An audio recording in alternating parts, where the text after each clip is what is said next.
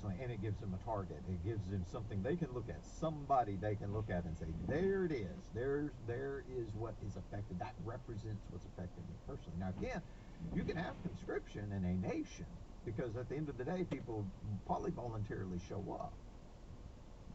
If you had a nation, you'd probably just do your voluntary military, because people volunteer to come forward and defend their people, their nation.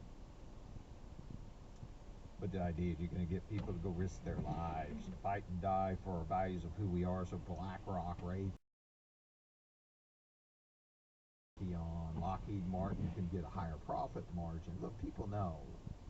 You do all the flag waving and talk about God bless America and fighting for our freedom. You can do that crap all you want to, but fewer and fewer people are buying it. Fewer and fewer people are buying it. It's going to be a hard sell. It's going to be a hard sell. Liability. Imagine having 100 and over 140, or whatever the case, whatever the exact number is.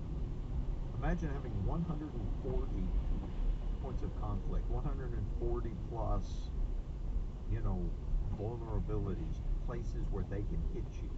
That's what that's going to look like. Those are liabilities. Those are not an advantage. That's going to be a huge disadvantage, because you can't cover them.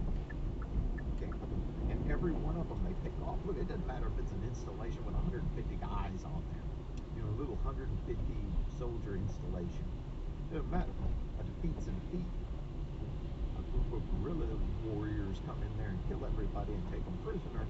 That's a loss. And it registers in the people's minds as a defeat for your country. Same as if 10,000 guys get defeated and the base gets taken over.